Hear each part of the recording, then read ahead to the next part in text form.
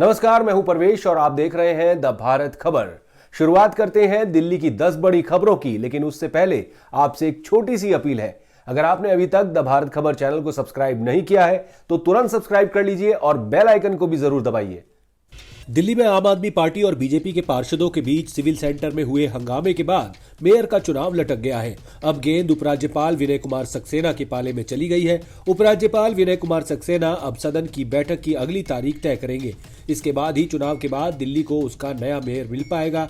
पीठासीन अधिकारी सत्य शर्मा ने बताया कि 10 मनोनीत सदस्यों में से 4 का शपथ ग्रहण पूरा हो गया था। अब सदन की अगली बैठक की तिथि एलजी तय करेंगे। तब तक विशेषाधिकारी अश्वनी कुमार कार्य करते रहेंगे। हालांकि चुनाव संपन्न होने तक पीठासीन अधिकारी सत्या शर्मा ही बनी रहेंगी। दिल्ली के मुख्यमंत्री अरविंद केजरीवाल ने एमसीडी समेत कई मसलों पर उपराज्यपाल वीके सक्सेना को पत्र लिखकर दिल्ली सरकार की अनदेखी करने का आरोप लगाया है। उन्होंने पत्र में उपराज्यपाल पर सवाल उठाते हुए कहा कि वो चुनी सरकार को 2 करोड़ लोगों के सपनों को पूरा करने दें, क्योंकि पिछले कुछ हफ्तों में उपराज्यपाल ने गलत तरीके से एमसीडी में 10 सदस्यों को नामित कर दिया, जबकि अब तक दिल्ली सरकार सदस्य नामित करती थी। इसी तरह दिल्ली हज कमेटी का गठन करने में दिल्ली सरकार की अनदेखी की गई है। मुख्यमंत्री अरविंद केजरीवाल ने आरोप लगाया कि उपराज्यपाल और मुख्य सचिव मिलकर समानांतर सरकार चला रहे हैं और चुनी हुई सरकार को दरकिनार कर आदेश और अधिसूचना जारी कर रहे हैं। दुर्भाग्य से दिल्ली की चुनी हुई सरकार की जगह उपराज्यपाल के पास कर्मचारियों के खिलाफ कार्रवाई करने की शक्ति है। इस कारण वो उपराज्यपाल के गलत निर्णयों का विरोध नहीं करते हैं। उन्होंने कहा कि उपराज्यपाल सीधे मुख्य सचिव को निर्देश जारी करके निर्वाचित सरकार को दरकिनार और अनदेखा करते हैं। इस कड़ी में उपराज्यपाल ने मुख्य सचिव से एमसीडी में बीजेपी पृष्ठभूमि वाले 10 सदस्यों को नामित करा दिया, जबकि एमसीडी में उसके विशेषज्ञों को नामित करने का प्रावधान है। इसके अलावा पिछले कई दशकों से इन 10 सदस्यों को दिल्ली की चुनी हुई सरकार मनोनीत करती थी। इस प्रथा का पालन तत्कालीन उपराज्यपाल अनिल बैजल ने भी किया था। मुख्यमंत्री ने कहा कि संविधान का अनुच्छेद 243 आर साफ तौर से मनोनीत सदस्यों को सदन में मतदान करने से रोकता है। इस तरह उन्हें एमसीडी सदन में वोट दिलाने की कोशिश असंवैधानिक है। उन्होंने कहा कि एमसीडी अधिनियम के अनुसार पहले दिन सभी पार्षदों को शपथ दिलाने और महापौर का चुनाव कराने के लिए पार्षदों में से एक को पीठासीन अधिकारी के रूप में नामित किया जाता है, जिसके बाद मेयर पदभार ग्रहण करता है। परंपरा यही रही है कि सदन के वरिष्ठतम सदस्य पार्टी संबद्धता के बावजूद इस कार्य के लिए राज्य सरकार नामित करती है। वहीं इस बार उपराज्यपाल ने बीजेपी पार्षद का नाम तय किया और मुख्य सचिव को अधिसूचना जारी करने का निर्देश दिया।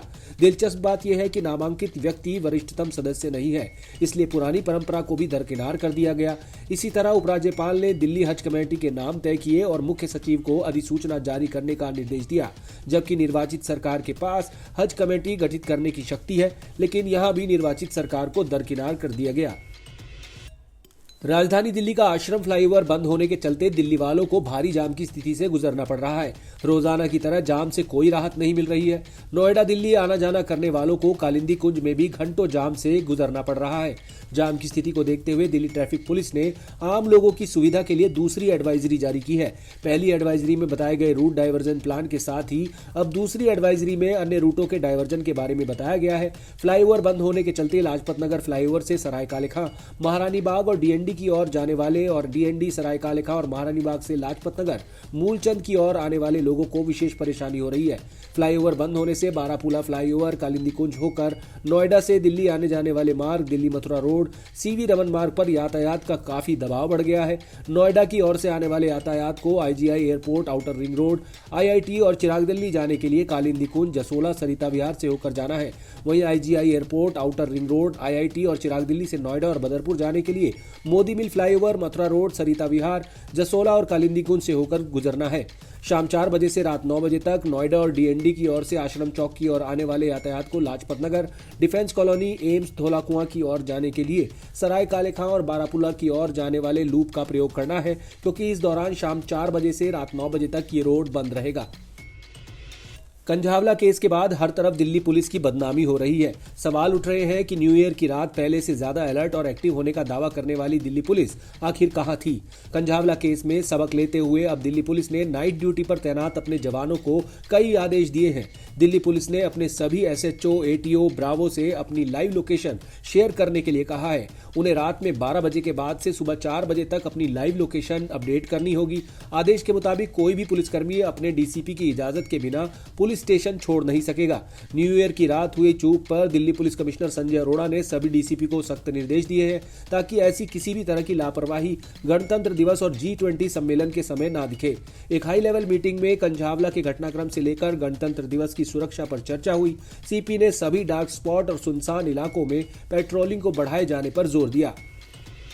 कंझावला मामले में हर दिन नई जानकारी सामने आ रही है। इस मामले से जुड़े एक और शख्स से दिल्ली पुलिस ने पूछताछ की है। ये व्यक्ति मृतक अंजलि का दोस्त बताया जा रहा है। इस शख्स ने बताया कि पार्टी वाली रात अंजलि सिंह की निधि से रुपयों को लेकर लड़ाई हुई थी। अंजलि के दोस्त ने बताया कि निधि और अंजलि दोनों ही होटल में पार्टी कर रहे थे। उनके दोस्त भी पार्टी कर रहे थे। इसी दौरान दोनों के बीच कुछ कहासुनी शुरू हुई और फिर निधि ने अंजलि से अपने रुपयों की मांग की, जिस पर अंजलि ने उससे अपनी चाबियां मांगी।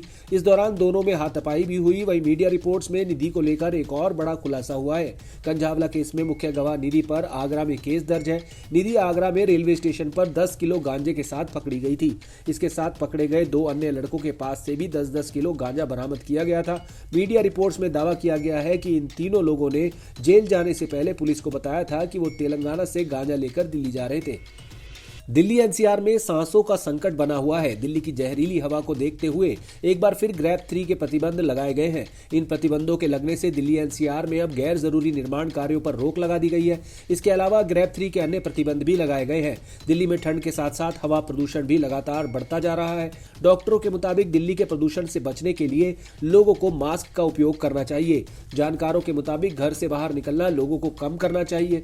इसके अलावा प्रदूषण से अगर लोगों को आंखों में परेशानी होती है तो आई ड्रॉप का इस्तेमाल करना चाहिए। दूसरी तरफ वायु गुणवत्ता बिगड़ते ही वायु गुणवत्ता प्रबंधन आयोग की आपात बैठक हुई। इसमें कहा गया है कि अभी अगले कई दिन तक दिल्ली में हवा की गुणवत्ता गंभीर या बेहद खराब श्रेणी में रह सकती है। इसलिए आयोग की उपसमिति ने दिल्ली एनसीआर में ग्रैब के तीसरे चरण के तहत 9 सूत्री एक्शन प्लान को तत्काल प्रभाव से लागू कर दिया है। इसके तहत दिल्ली एनसीआर में निर्माण कार्य, तोड़फोड़, ईंट भट्टे और हॉट मिक्स प्लांट के संचालन पर रोक लगा दी गई है। साथ ही आयोग ने राज्य सरकारों को निर्देश दिया है कि अगर वे चाहें तो BS3 पेट्रोल और BS4 डीजल के 4 पहिया वाहनों पर रोक लगा सकती है। इसके अलावा दिल्ली एनसीआर से संबंधित राज्यों के प्रदूषण नियंत्रण बोर्ड और संबंधित एजेंसियों को ग्रैब 3 के तीसरे चरण को सख्ती से लागू करने का निर्देश दिया है। दिल्ली के सभी स्कूलों के लिए शिक्षा निदेशालय ने 15 जनवरी तक सर्दियों की छुट्टियों का ऐलान किया था। हालांकि कई प्राइवेट स्कूल सोमवार से खुलने की तैयारी में हैं। कई स्कूलों ने पेरेंट्स को व्हाट्सएप ग्रुप और ईमेल के जरिए बच्चों को स्कूल भेजने का नोटिस भी भेज दिया है, जबकि शिक्षा निदेशालय ने 15 जनवरी तक की छुट्टियों का सर्कुलर सभी सरकारी स्कूलों के अलावा सरकारी सहायता प्राप्त और प्राइवेट स्कूलों के लिए भी जारी किया है।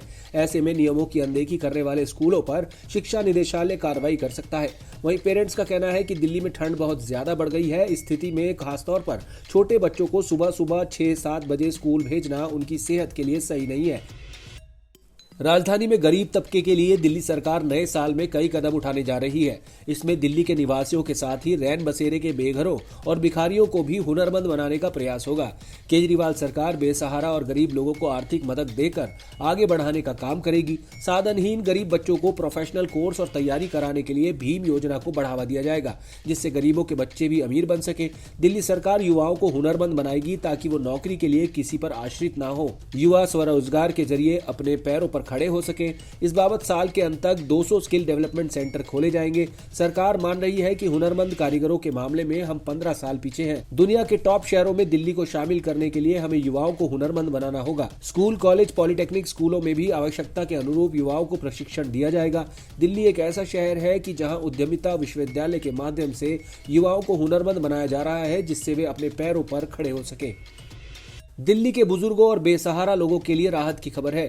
अब दिल्ली सरकार समय पर पेंशन देने की योजना पर काम कर रही है। इस साल 4 साल से बंद बुजुर्गों की नई पेंशन योजना शुरू करने की दिशा में काम किया जा रहा है।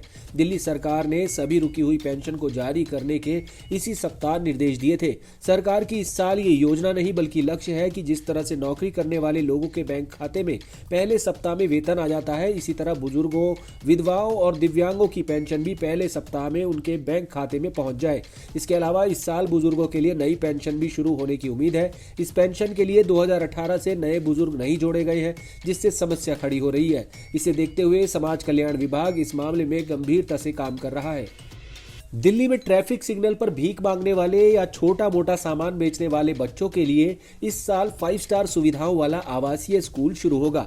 केजरीवाल सरकार इस काम पर करीब 10 करोड़ की राशि खर्च करेगी। इस योजना का मकसद भीख मांगने वाले बच्चों को मुख्य धारा में लाकर इज्जत की जिंदगी दिया जाना है, जिससे वे एक अच्छी जिंदगी वहन कर सके। आप देख रहे थे दिल्ली की 10 बड़ी खबरें। अगर आपको हमारी ये खबरें पसंद आई तो लाइक कीजिए, कमेंट कीजिए और इसे अपने दोस्तों के साथ व्हाट्सएप पर शेयर कीजिए। नमस्कार।